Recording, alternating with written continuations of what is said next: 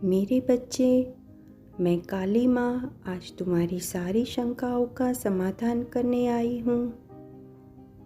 तुम हमेशा शिकायत करते रहते हो कि मैं तुम्हारी इच्छा पूर्ण नहीं करती हूँ और तुम्हारी प्रार्थना अनसुनी कर देती हूँ। पर मेरे बच्चे, तुम यह क्यों भूल जाते हो कि तुम्हें जो सुख सुविधा प्राप्त हुई है वह तुम्हारे अच्छे कर्मों के फलस्वरूप मैंने ही तुम्हें प्रदान की है, और जो तुम्हारी इच्छा के अनुसार तुम्हें प्राप्त नहीं हुआ है वह भी सही समय आने पर तुम्हें अवश्य प्राप्त होगा। इसलिए तुम बस अपने कर्म के ऊपर ध्यान दो, क्योंकि इस संसार में कर्म से ज़्यादा बलवान कोई नहीं है।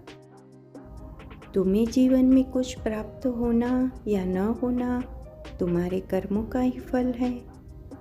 जब भी कोई मनुष्य कोई कार्य करता है तो उसकी प्रतिक्रिया अवश्य मिलती है।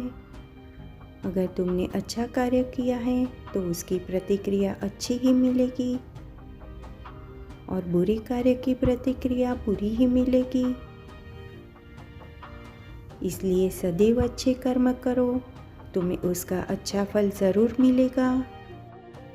अगर तुम्हारे द्वारा कुछ गलत कर्म हुए हैं तो उसका प्रायश्चित करो और अच्छे कर्म करने लगो, ताकि तुम्हारे बुरे कर्म का प्रभाव कम होने लगे।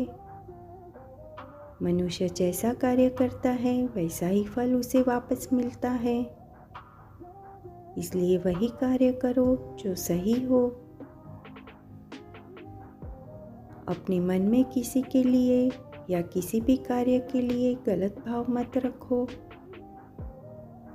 गलत भाव होने से कार्य भी गलत हो जाता है।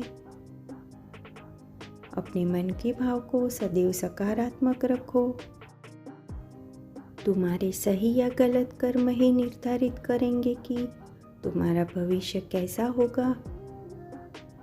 अगर तुम बुरे कर्म करोगे तो मैं तुम्हें उसका दंड अवश्य दूंगी।